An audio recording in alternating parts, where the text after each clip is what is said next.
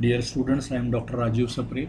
This is the second lecture about trigonometry, and this is the part of video lecture series about SSC mathematics. See, what we have studied in the first lecture was very basic and it was already done by you in the previous standard. Now we are going to do some details of that chapter. तर आपण सुरुवात करूया तीन आणखी trigonometric ratios. म्हणजे already तुम्हाला माहिती आहे साइन म्हणजे काय, sine of some angle theta, suppose what is cos theta आणि what is tan theta. Actually all these things we are doing in relation with the right angled triangle. Suppose this is right angled triangle, okay, and this angle theta is here, then A, B, C may be the vertices of the triangle, and in that sense we are talking about. So as you know, many times now we have said sin theta is opposite side upon hypotenuse, and so it is AB upon AC. ठीक है, you know this. Cos theta is what? It is adjacent side upon hypotenuse, means it is what? Adjacent side here is BC, so it is BC upon AC. And tan theta is opposite side upon adjacent side. Opposite आणि ॲडजेशन कशाच्या? Angle थिटाच्या. Angle theta इथे opposite side त्याची A B झाली आणि adjacent side त्याची B C झाली. आणि मग इथे तुम्ही बघाल A B upon A C जे आहे त्याला जर मी बी सी अपॉन ए सीने भागलं तर रेसिप्रोकलने आपण मल्टिप्लाय करणार, म्हणजेच A B upon B C येईल, म्हणजेच हे येईल. त्यामुळे आपण इथे असं शोधलं होतं मगाशी, आणि हे तुम्ही पूर्वीच्या इयर्समध्ये केलेलं पण आहात की साइन थिटा भागिले कॉस थिटा म्हणजे टॅन थिटा. हे आधी नीट समजावून घ्या की what is sine theta, what is cos theta, what is tan theta. आणि हे सर्व कधी शक्य आहे? जर तुमचा ट्रँगल हा काटकोन त्रिकोण असेल, तर राईट अँगल्ड ट्रँगल असेल तरच ते शक्य आहे. जे समजा एक समभुज त्रिकोण घेतलात तुम्ही ज्याच्यामध्ये सर्व अँगल 60-60 अंशाचे आहेत, तिथे हा विषयच नाही आहे. Trigonometry studies right angled triangles. Okay, त्यामुळे हा एक विषय झाला. आता आणखी 3 ट्रिग्नॉमेट्रिक रेशोज आपल्याला बघायचे आहेत. कोसेक थिटा, गेल्या लेक्चरमध्ये पण मी त्याचा उल्लेख केला होता. कोसेक थिटा म्हणजेच 1 अपॉन साइन थिटा. नंतर मग आणखी एक trigonometric ratio sec theta, it is 1 upon cos theta. आणि तिसरा trigonometric ratio cot theta, it is 1 upon tan theta. त्यामुळे अनेक वेळा तुम्ही हे म्हटलं पाहिजे, साईनचा रेसिप्रोकल कोसेक, कॉसचा रेसिप्रोकल. रेसिप्रोकल याचा आधी अर्थ काय? जर मी तुम्हाला 5/3 हा नंबर दिला तर त्याचा रेसिप्रोकल काय? 3/5. म्हणजे जे न्यूमरेटर आणि डिनॉमिनेटर आहेत त्यांच्या जागा बदला. बघा, साइन थिटा तुम्ही आता डिनॉमिनेटरला घ्या. 1 upon sine theta is cosec, 1 upon cos theta is sec, आणि 1 upon tan theta is cot theta. लक्षात आलं का तुमच्या? आणखी गेल्या लेक्चरमध्ये आपण असं बघितलं होतं की कॉम्प्लिमेंटरी अँगल्स जे असतात, म्हणजे sine of 90 minus theta, 90 degrees will be cos theta. त्याच्यानंतर cos of 90 minus theta is what? Tan sine theta. आणि त्याच्यामुळे साइन भागिले कॉस म्हणजे टॅन ऑफ 90 मायनस थिटा जर मला काढायचं, इथे 90 डिग्रीज मायनस थिटा जर मला काढायचं असेल तर साइन भागिले कॉस म्हणजे टॅन. तसं इथे कॉस भागिले साइन म्हणजे कॉट. म्हणजे मला आणखी 3 वेगवेगळे असे अनेक फॉर्म्युलांचा वर्षाव होणार या चॅप्टरमध्ये आपल्यावर. त्यामुळे आत्तापर्यंत आणि नंतर आपण ते एकत्रीकरण करू सर्व गोष्टींचं. Sine of 90 minus theta is cos theta, cos of 90 minus theta is sine theta, tan of 90 minus theta is cot theta. This is what we have. Okay, complementary अँगल्सचे ट्रिग्नॉमेट्रिक रेशोज असं यांना आपण म्हणता येईल. कारण 90 मायनस थिटा हा कशाचा complementary angle असतो? थिटाचा. लक्षात आलं? म्हणून आपण असं म्हणणार की these are trigonometric ratios, TR म्हणजे trigonometric ratios of complementary angles. त्याचा हा फॉर्म्युला.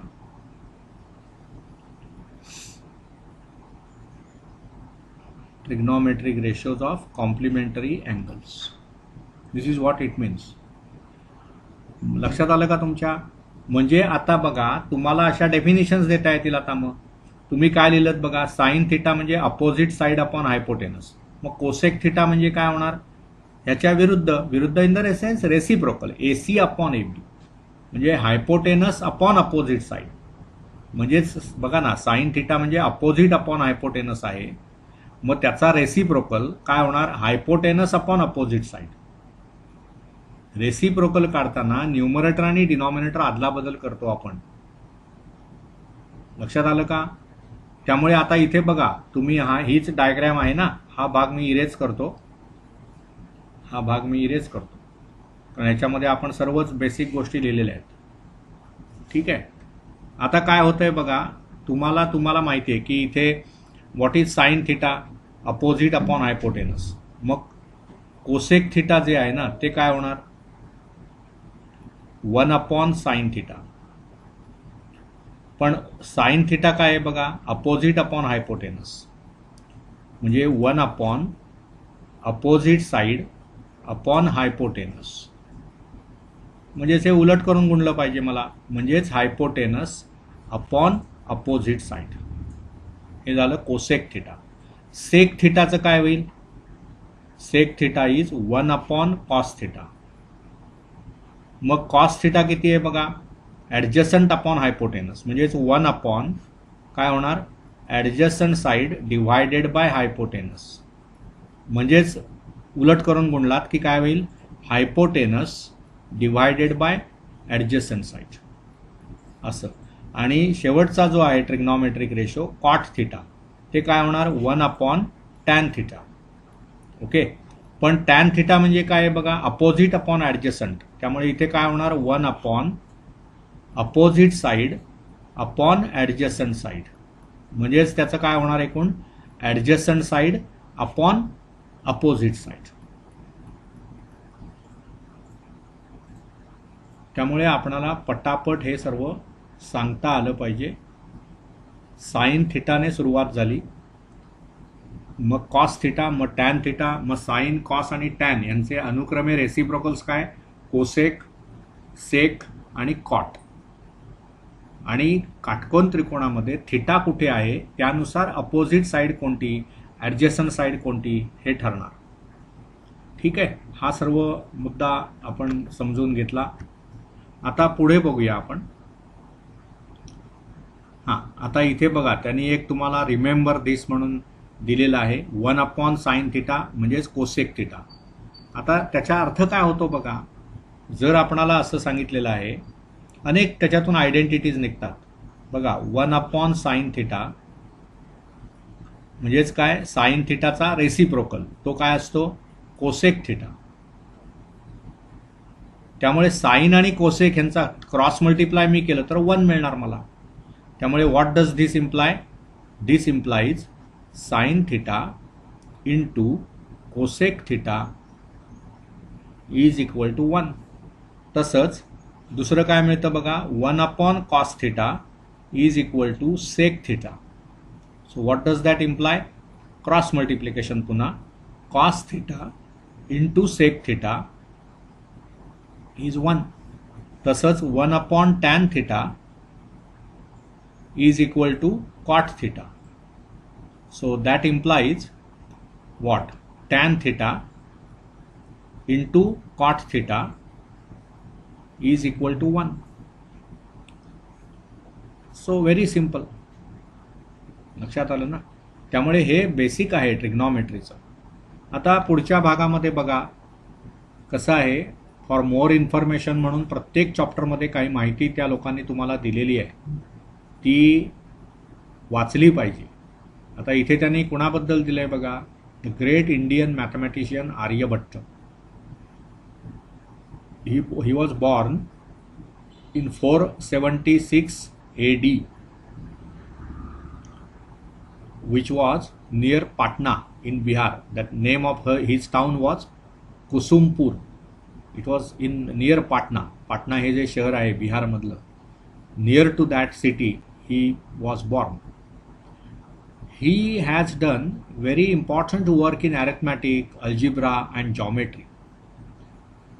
ओके, त्याने एक पुस्तक लिहिलेलं आहे in the book Aryabhatiya. He has written many mathematical फॉर्म्युले. फॉर एक्झाम्पल अरिथमॅटिक प्रोग्रेशन, आपण अरिथमॅटिक प्रोग्रेशन हा चॅप्टर पेपर 1 मध्ये शिकलेला आहात. Formula for the nth term and sum of n terms हे आर्यभट्टच्या नावावर जमा आहे. The formula for √2, approximate value of √2 जी दिली जाते 1.141 किंवा 1.142, 1.41 etcetera, that is on his name. म्हणजे असं √2 ची अप्रोक्झामेट व्हॅल्यू त्याने डेव्हलप केली. Then correct value of pi up to 4 decimals. पायची जी व्हॅल्यू आपण वापरता 3.14, it is an approximate value, but he has developed up to 4 decimals. See, very many years back he has worked on this, 476 AD. So nice work by him. And in the study of astronomy he used trigonometry. Okay, so trigonometry has a usefulness in studying the astronomy part. मुद्दा काय आहे की या लोकांनी जे काम करून ठेवलेलं आहे ते प्रचंड आहे. आता तुम्हाला अपेक्षित आहे की हे जे अँगल्स आहेत 0 डिग्री, 30 डिग्री, 45, 60 अँड 90 यांचे ट्रिग्नॉमेट्रिक रेशोज तुमचे तयार पाहिजे. म्हणजे कसं आहे बघा, समजा आपण इथे असं म्हटलं की बघा, आपण काय करूया की इथे अँगल्स लिहूया. म्हणजे इथे आपण ट्रिग्नॉमेट्रिक रेशोज घेऊ. साइन थिटा, नंतर मग कॉस थिटा आणि मग टॅन थिटा. साइनचा रेसिप्रोकल आहे cosec theta. This is equal to 1 sine theta. नंतर मग sec theta, this is equal to 1 cos theta. And finally you have cot theta, which is equal to 1 tan theta. आता हे झाले trigonometric ratios. Now we are going to find the trigonometric ratios of some special angles. तर angles आपण घेणार 0 degrees, मग 30 degrees, मग 45 degrees, 60 degrees आणि 90 degrees. हे सर्व ॲक्यूट अँगल्स आहेत आणि हा राईट अँगल आहे. तर तुम्ही एक लक्षात घ्या की sine 0 is 0, sine 30 is 1/2, sine 45 1/√2, sine 60, okay, sine 60 is √3/2 आणि sine 90 is 1. Now once you know this, sine सर्व आपण 0, 30, 60, 45, 90 हे लिहिले. आता कॉस थिटाचं काय होणार बघा. सी, 0 डिग्रीज आणि 90 अंशाचा कोन हे एकमेकांचे कॉम्प्लिमेंटरी अँगल्स आहेत. त्यामुळे याचा साइन म्हणजे ह्याचा कॉस, ह्याचा कॉस म्हणजे ह्याचा साइन. त्यामुळे कॉस 0 म्हणजे साइन 90. त्यामुळे इथे 1 होईल, इथे 0 होईल. लक्षात घ्या. आपण मगाशी काय शिकलात, आपण अशी सूत्र शिकलात ना, sine of 90 degrees minus theta is cos theta आणि cos of 90 degrees minus theta is sine theta. बरोबर ना. मग त्यामुळे काय होतंय की 0 डिग्रीज म्हणजे थोडक्यात काय, 90 मायनस थिटा, 90 मायनस थिटा आणि थिटा हे कॉम्प्लिमेंटरी अँगल्स आहेत, त्यांची बेरीज 90 येते ना. मग कॉम्प्लिमेंटरी अँगल्स ज्यावेळी असतात, म्हणजे तुम्हाला कोणी विचारलं साइन 56 म्हणजे किती, तर तुम्हाला साइन 56 कसं पाठ असणार, पण डेफिनेटली साइन 56 म्हणजेच कॉस ऑफ 34, कारण 56 आणि 34 हे कॉम्प्लिमेंटरी अँगल्स आहेत. का कॉम्प्लिमेंटरी अँगल्स आहेत, तर 56 अधिक 34 हे 90 येतात. समजलं ना. त्याबद्दल आपण या स्लाइड नंतर बोलूया. तसंच कॉस 0 1 आहे, त्यामुळे साईन कॉस 90 हे 0 होणार. ठीक आहे. हां, आता कॉस 30, आता बघा 30 आणि 60 हे पुन्हा कॉम्प्लिमेंटरी अँगल्स आहेत, त्यामुळे साईन 30 जे आहे तेच होणार कॉस 60. त्यामुळे इथे पण आपण अदलाबदल करू शकता. √3/2 इथे येणार, म्हणजे कॉस ऑफ 30 √3/2 आणि साईन ऑफ म्हणजे कॉस ऑफ 60, कॉस ऑफ 30 √3/2 आणि कॉस ऑफ 60 1/2 आणि 45 आणि 45, त्यामुळे इथे पण 1/√2 येणार, कारण 45 आणि 45 हे एकमेकांचे कॉम्प्लिमेंटरी अँगल्स आहेत. मुद्दा काय आहे, हे सर्व असं पाठ करण्यापेक्षा तुम्ही हे लक्षात ठेवा, इथे 0 आणि 1, इथे 1 आणि 0, 1/2 √3/2, इथे √3/2 1/2 आणि हे मात्र 1/√2 1/√2.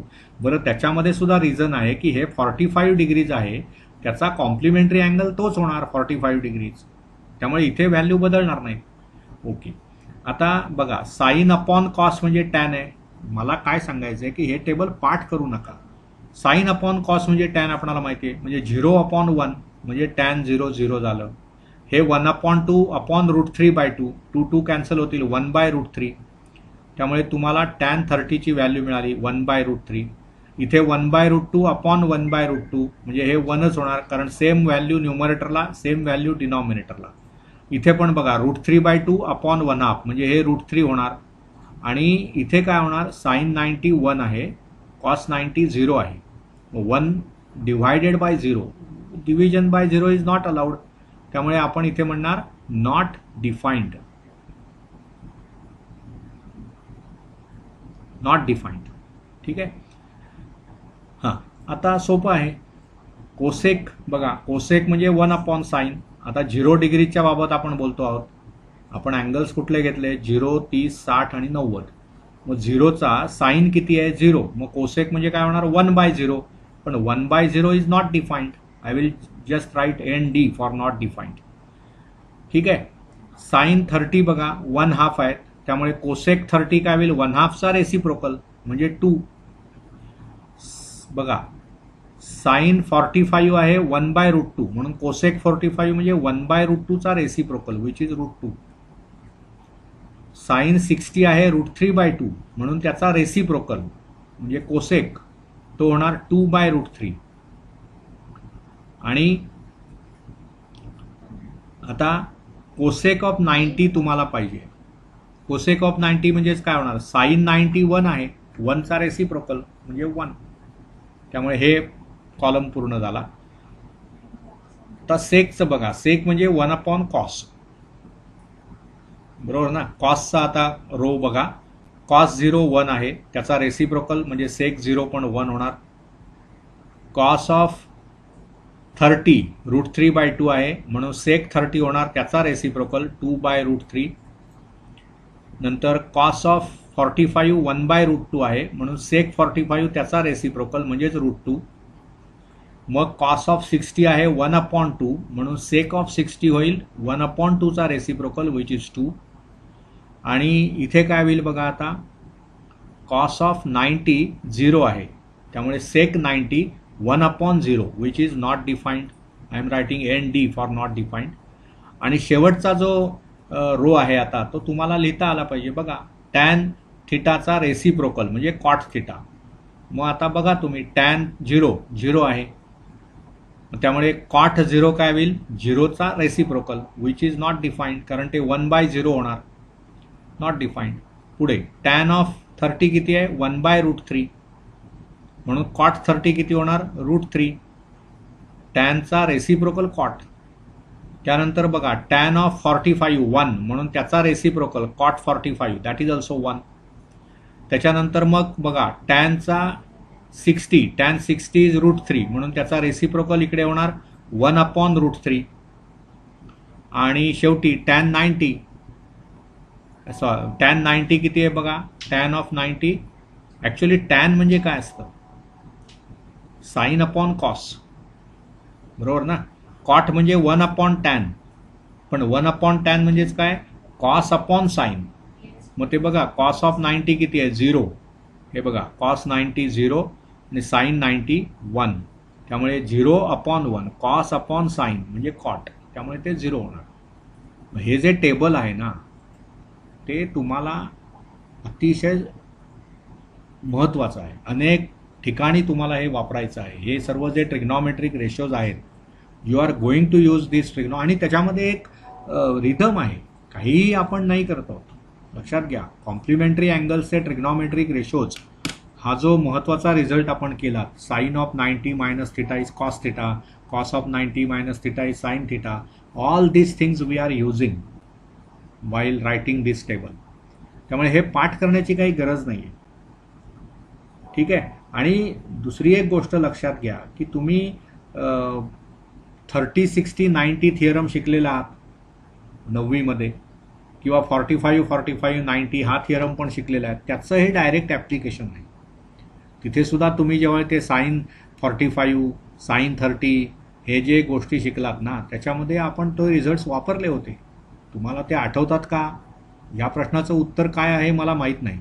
परंतु जेव्हा 10वीचा अभ्यासक्रम तयार होतो त्यावेळी तुम्हाला 9वीपर्यंत शिकवलेलं जॉमेट्री सर्व तयार आहे असं गृहीत धरलेलं आहे.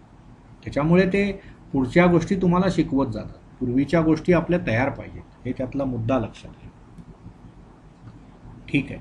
त्याच्यामुळे हे टेबल कसं लक्षात ठेवायचं हे मी तुम्हाला सांगितलं. आणि आता आपण पुढच्या गोष्टींकडे जाऊया. फंडामेंटल आयडेंटिटीज आपणाला शिकायच्या आहेत, त्या आपण नेक्स्ट लेक्चरला डिस्कस करू. I hope you understood what ever is discussed in this particular lecture. Thank you.